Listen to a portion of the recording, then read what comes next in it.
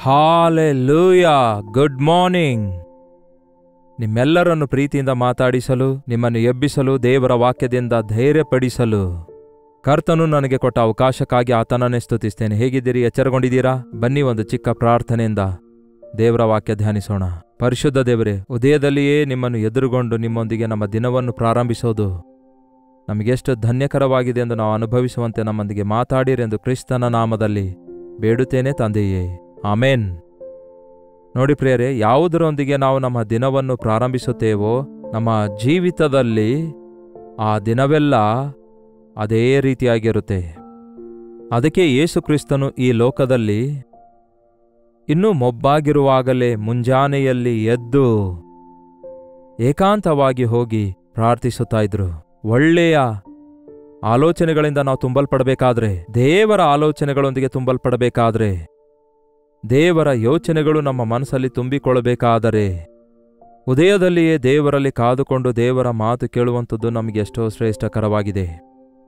ನಿಮ್ಮಲ್ಲಿ ಬಹಳಷ್ಟು ಜನ ಅದು ನಿಜವೆಂದು ಅನುಭವಪೂರ್ವಕವಾಗಿ ಹೇಳ್ತಿದ್ದೀರಿ. ಅದಕ್ಕಾಗಿ ದೇವರನ್ನು ಸ್ತುತಿಸುತ್ತೇನೆ.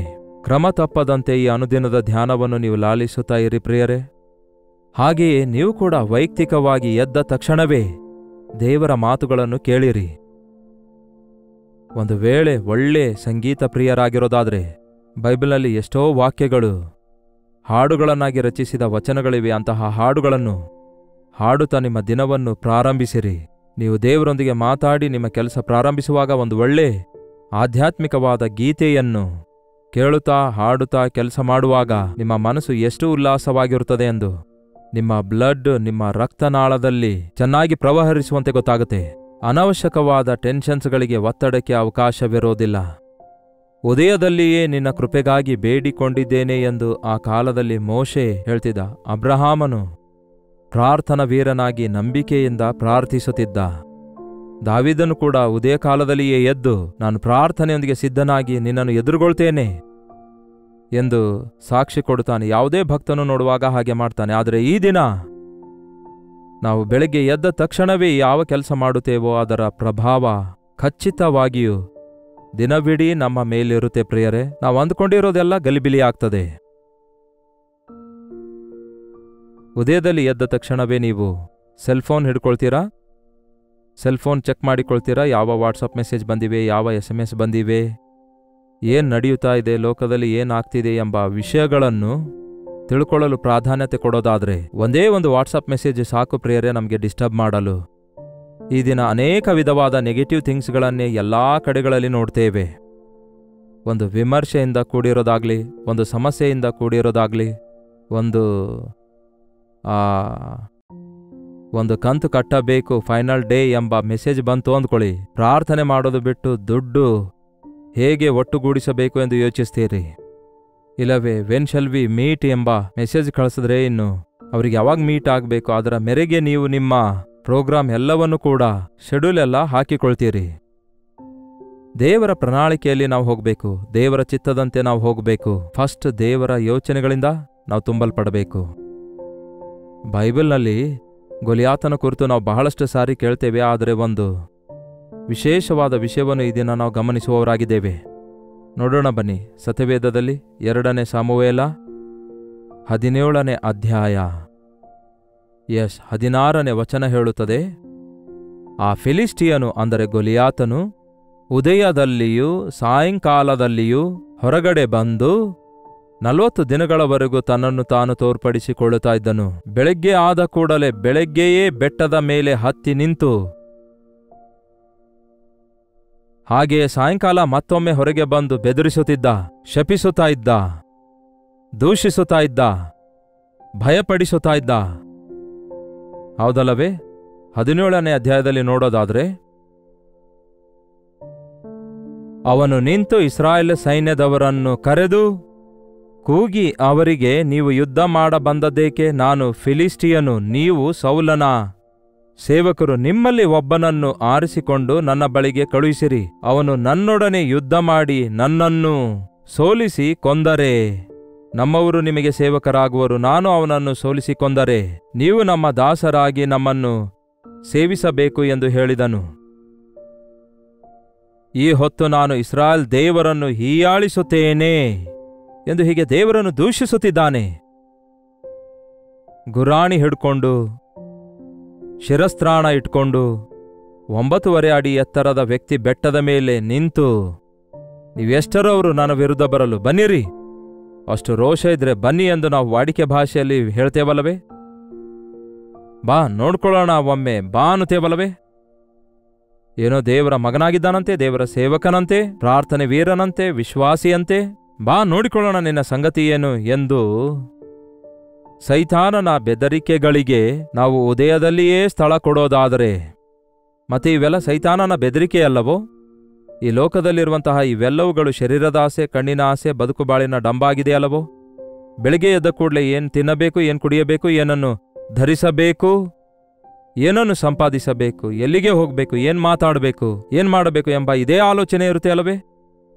ಅವರ ಬಳಿಗೆ ಹೋಗಿ ಬುದ್ಧಿ ಹೇಳಬೇಕು, ಇವರ ಬಳಿಗೆ ಹೋಗಿ ಅವರನ್ನು ಬೆದರಿಸಬೇಕು, ಅವರಿಂದ ಇದನ್ನು ದೋಚಿಕೊಳ್ಬೇಕು, ಈ ಕಡೆ ಹೋಗಿ ಅದನ್ನು ಸುಲ್ಕೊಳ್ಬೇಕು, ಆ ಕಡೆ ಹೋಗಿ ಅದನ್ನು ಕಟ್ಟು ಬರಬೇಕು. ಇಂತಹ ಆಲೋಚನೆಗಳಿಂದ ಬೆಳಗ್ಗೆಯೇ ನಿಮ್ಮ ತಲೆ ತುಂಬಿಸಿಕೊಳ್ಳೋದಾದ್ರೆ ಕೊನೆಗೆ ಏನ್ ಮಾಡಬೇಕೆಂದು ಗೊತ್ತಾಗದೆ ಗಲಿಬಿಲಿಗೆ ಒಳಗಾಗ್ತೀರಿ. ಪ್ರಶಾಂತವಾಗಿರಿ. ಲೋಕದಲ್ಲಿ ಏನೇ ನಡೆದರೂ ನನಗೆ ಬೇಕಾಗಿಲ್ಲ. ನನ್ನ ಪಕ್ಷದಲ್ಲಿ ಯುದ್ಧ ಮಾಡುವಂತಹ ಕರ್ತನಿದ್ದಾನೆ, ನನ್ನ ಸಂಗಡ ಇರುವ ಕರ್ತನಿದ್ದಾನೆ.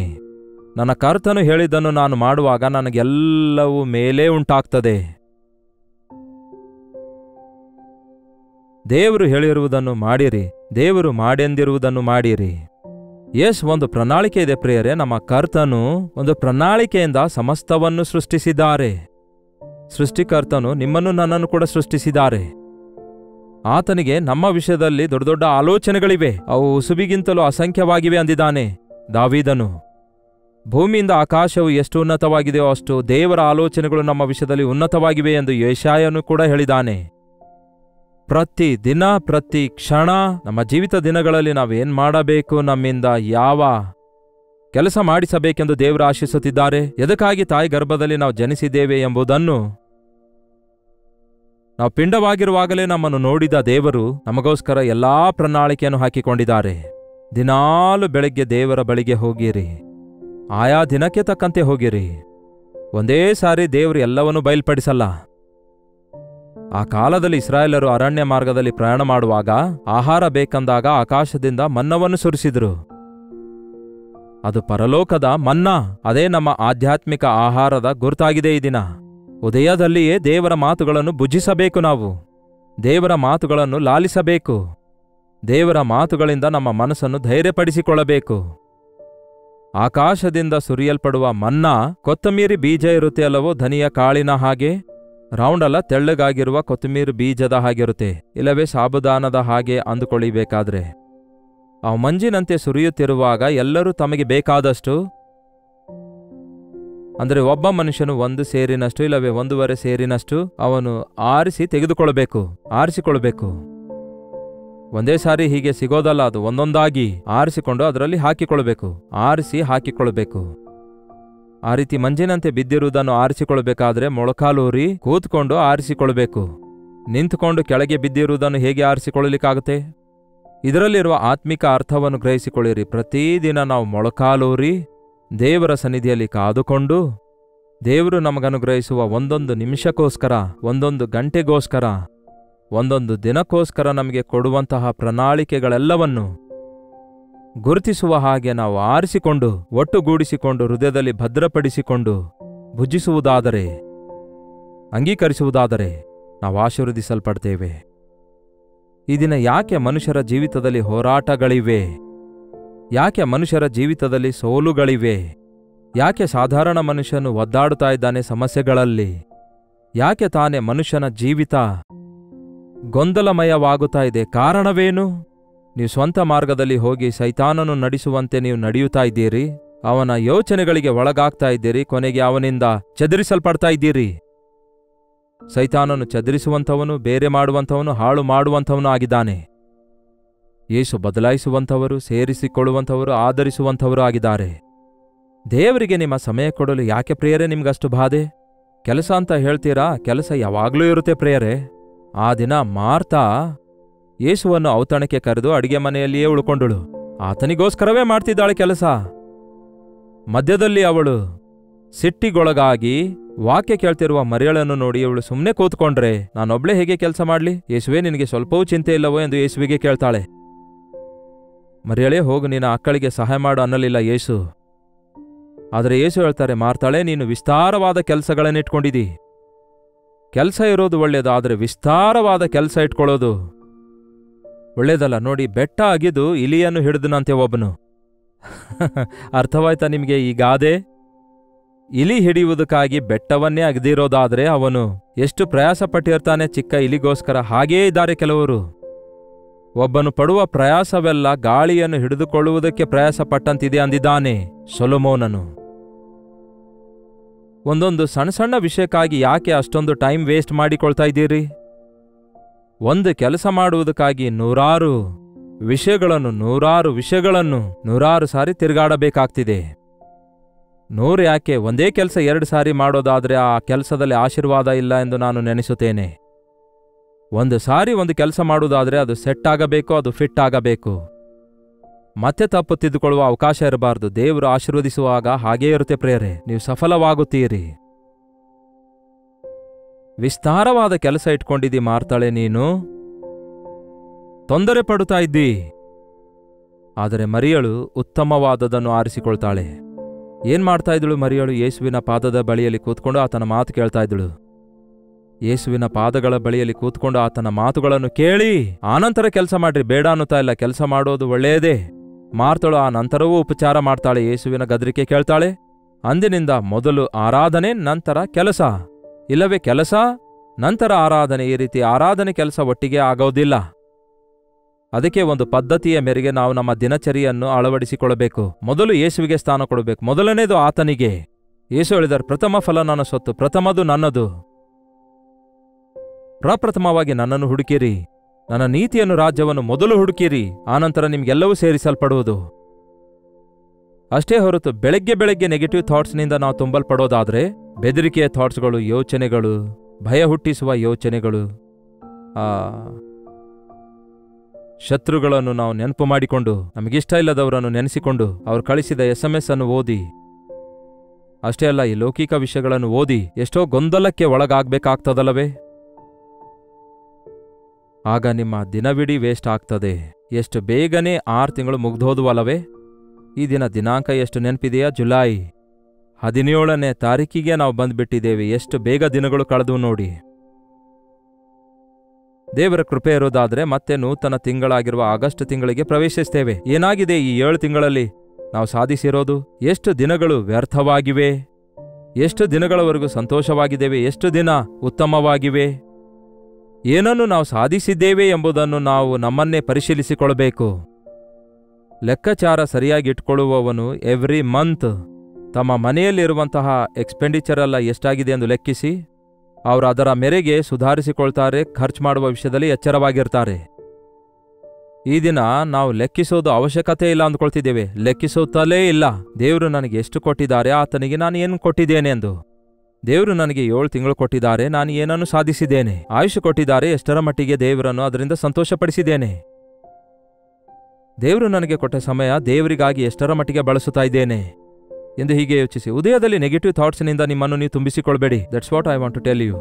ಮೊಟ್ಟ ಮೊದಲೇ ಶತ್ರುವಿನ ಮಾತು ಕೇಳಬೇಡಿ, ಸೈತಾನನ ಮಾತು ಕೇಳಬೇಡಿರಿ, ಲೌಕಿಕ ಮಾತು ಕೇಳಬೇಡಿರಿ, ವ್ಯತಿರೇಕದ ಮಾತುಗಳನ್ನು ಕೇಳಬೇಡಿ. ಆ ದಿನವೆಲ್ಲ ವೇಸ್ಟ್ ಆಗಿಬಿಡ್ತದೆ. ನಿಮಗೆ ಸಮಾಧಾನವೆಲ್ಲ ಹಾಳಾಗ್ತದೆ. ಮೊಟ್ಟ ಮೊದಲು ದೇವರ ಮಾತುಗಳನ್ನು ಕೇಳಿ.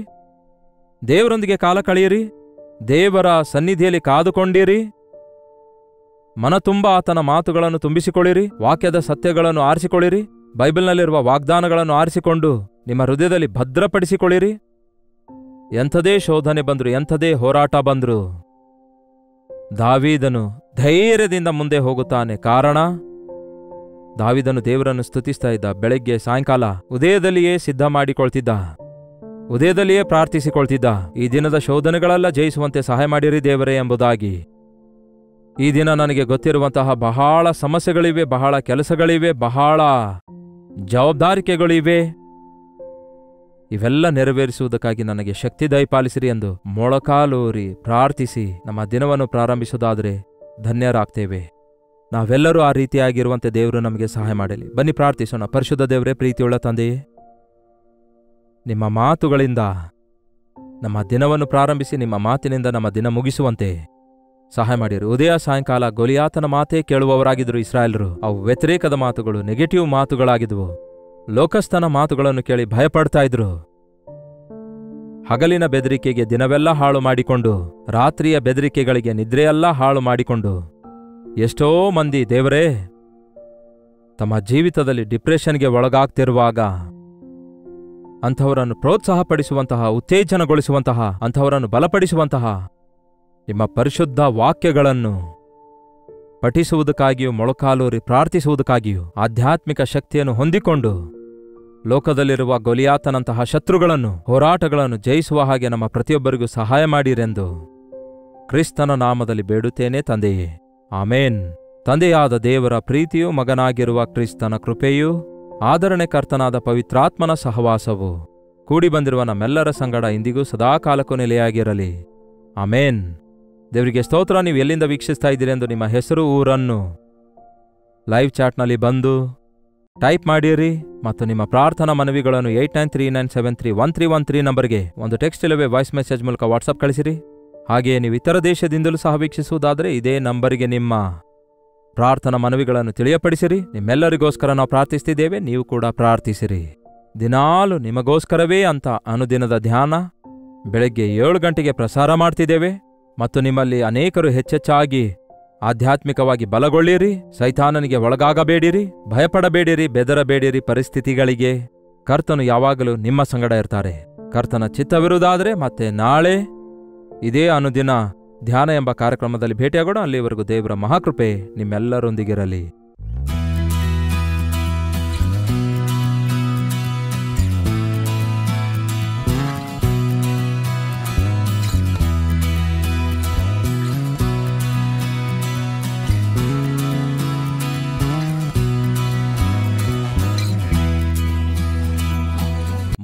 ಮುಂಬೈ ಸುತ್ತಮುತ್ತಲಿರುವವರೆಲ್ಲರಿಗೂ ಒಂದು ಶುಭವಾರ್ತೆ. ಕರ್ತನ ಚಿತ್ತವಿರುವುದಾದರೆ ಜುಲೈ 17ನೇ ತಾರೀಕಿನಂದು ಮುಂಬೈನಲ್ಲಿ ಮತ್ತೊಂದು ಸಾರಿ 1 ಡೇ ಗೆಟ್ ಟುಗ್ಯಾದರ್ ಅನ್ನು ಏರ್ಪಡಿಸುತ್ತಿದ್ದೇವೆ. ದೇವಸೇವಕರು ಬರ್ತಾರೆಂದು ಕಾದುಕೊಂಡವರಿಗೂ, ದೇವರ ಸೇವೆ ಮಾಡಲು ಆಸೆಯುಳ್ಳಂಥವರಿಗೆ ಬಲಪಡಿಸುವುದಕ್ಕಾಗಿಯೂ, ಅನುದಿನವೂ ದೇವರ ವಾಕ್ಯವನ್ನು ಸೋಷಿಯಲ್ ಮೀಡಿಯಾದ ಮೂಲಕ ಹಾಗೂ ಶುಭ ಸಂದೇಶದಲ್ಲಿ ಕಲ್ವರಿ ದರ್ಶನ ಎಂಬ ಹಿಂದಿ ಕಾರ್ಯಕ್ರಮದ ಮೂಲಕ ದೇವರ ವಾಕ್ಯ ಕೇಳುತ್ತಿರುವವರೆಲ್ಲರಿಗೂ ಮುಖಾಮುಖಿಯಾಗಿ ನೋಡಿ ವೈಯಕ್ತಿಕವಾಗಿ ನಿಮ್ಮೆಲ್ಲರಿಗೋಸ್ಕರ ಪ್ರಾರ್ಥಿಸಲು ಚೆನ್ನೈನಿಂದ ಮುಂಬೈಗೆ ಬರ್ತಿದ್ದೇವೆ. ನೀವು ಕೂಡ ಈ ಗೆಟ್ ಟುಗೆದರ್ಗೆ ತಪ್ಪದೆ ಬನ್ನಿರಿ. ನಾವೆಲ್ಲರೂ ಸೇರಿ ದೇವರ ಸನ್ನಿಧಿಯನ್ನು ಬಲವಾಗಿ ಅನುಭವಿಸೋಣ. ವಿಳಾಸ ಗಮನಿಸಿರಿ. Morning star English school, Sion, Dharavi, Mumbai.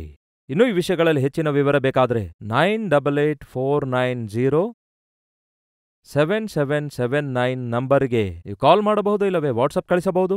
ಇಲ್ಲವಾದರೆ 95401111 ನಂಬರ್ಗೂ ಕೂಡ ನೀವು ವಾಟ್ಸಪ್ ಮಾಡಬಹುದು. ತಪ್ಪದೆ ಬರ್ತೀರಲ್ಲವೋ? ನಿಮ್ಮ ಬಂಧು ಮಿತ್ರರೆಲ್ಲರಿಗೂ ತಿಳಿಯಪಡಿಸಿರಿ.